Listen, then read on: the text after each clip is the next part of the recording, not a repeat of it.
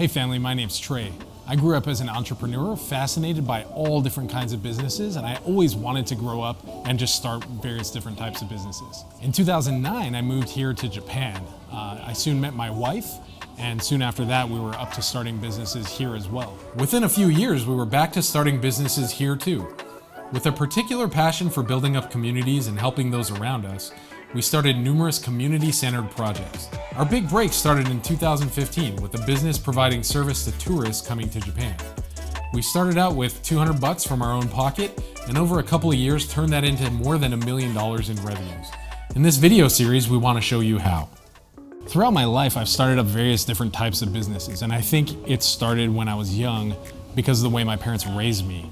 I know a lot of my friends, if they wanted a new video game or a new toy, they would just be like, hey mom, give me that thing. And they would be like, okay, here you go. But the way my parents raised me was more like, you can do chores and you can earn money, you can save that money, and then eventually you can buy what you want. I remember back in Toronto in the 90s, like Super Nintendo just came out, there was like Street Fighter, Final Fantasy 2, and all these games, and it's like, if you want to save up to buy one of them, you need to save like 120 bucks Canadian at the time. And that was like a lot of lawns that I had to mow. That was like a lot of vacuuming that I had to do. And I had to be disciplined to just save up the money. I eventually got in the habit of buying candy at the dollar store, taking it to school and selling it there. And that was a really easy way to build up a lot of cash as well. That was back in elementary school. But since then, going through college and then eventually adulthood and then moving here to Japan, one of the problems that I kept running into was that my own brain, my own fear would keep me from moving forward if I had a new idea. I would often be concerned with like, what if I can't keep up if I'm too successful? Or what if I upset my clients? Or what if I can't make enough money and I, go bankrupt or something like that? And these kinds of fears would just stop me from doing anything ever. So when I was looking back in 2015 at starting JapanWiFiBuddy.com here in Japan, basically like I was looking out at the market and I saw that most foreigners who came here to travel were like, dude, why isn't there public, safe, secure, accessible Wi-Fi at malls and in airports and in restaurants and things like that? And I started doing some research into it and I found out that basically there were companies already offering these things, but it was either too expensive or their service wasn't very good or the way they were marketing wasn't really connecting with a large number of tourists. And there were still a lot of tourists who had never heard of these types of services. So I figured maybe I could give it a shot, but I'm a little bit scared. And so what ended up happening, like I started to think about the idea, but going back to those fears I mentioned a minute ago, I was kind of like, dude, I don't know, like maybe I'll lose some money or maybe it's not gonna go well, or what if it goes too well, then I'll have to uproot my entire life or things like that.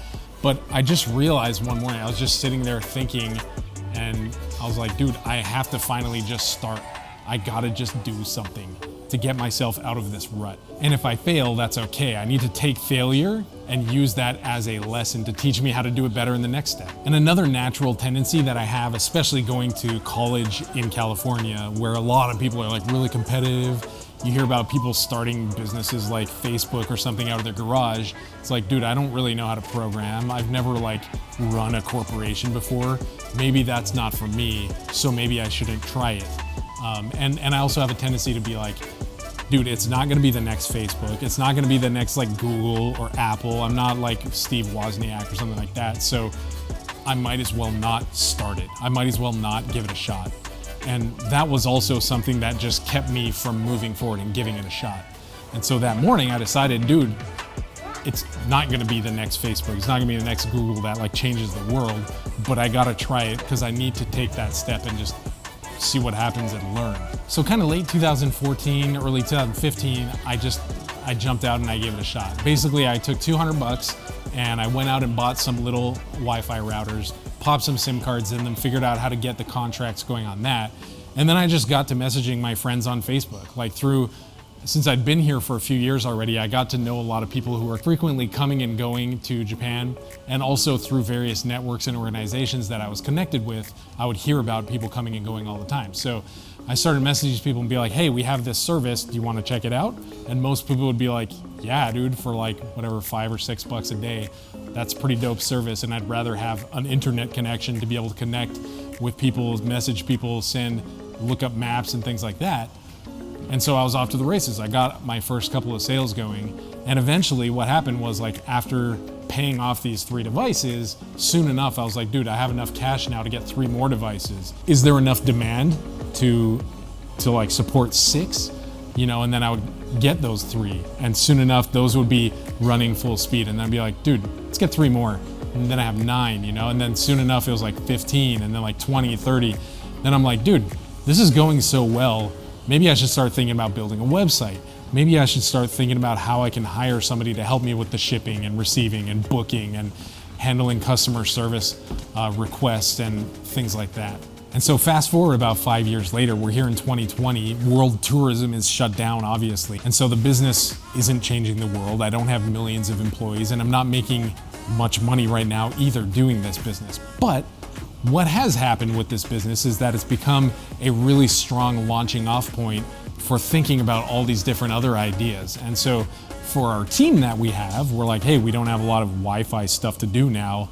Let's start thinking about your strengths, your training, and how we can use those other things to try new projects. Let's give it a shot again. And one of the themes that'll be coming up in this series is that every step to trying a new business is like, it's scary every time. You're never gonna be like, yeah, this time is like no risk, it's super easy, it's gonna be fine. Like every time it's kind of like, oh dude, I gotta put more money on the line, I gotta put more people and more time on the line and things like that. And so that's one of the themes that's gonna keep coming up. But yeah, so it's really easy to step back right now and look at 2020 and be like, see, we're failing. Wi-Fi isn't making much money right now. So therefore we shouldn't have started. But actually I think that's missing the point. I think we need to take a step back and realize, yeah, we've helped tens of thousands of people with their Wi-Fi so that they can enjoy a better time here in Japan. We've also made a bunch of money and made a living during this time and built really, really excellent relationships within our team that continue to move forward into these various other new projects too. And so it's really important to learn that it's not just like, oh, the Wi-Fi buddy is now a failure. It's a stepping stone into the next dimension. It's a stepping stone into the next project. And another one of the really exciting things that's come out of this is just going through 5 years of working together in tight community with our team. We now have 5 people. We started with just me and kind of my wife doing it a little bit part-time. And we hope to be able to get more people moving forward into the future as well. But one of the really exciting things about being in community is that you get to share life together. You get to support each other through the hard times. I've found out that I actually have a really big passion for being a big brother to people, helping people figure out like what should be the next step for your life. How do you think about marriage, and how should I consider, my skills and moving forward into the future into a scary world? How do I get started investing? All these different things I found are like passions of mine.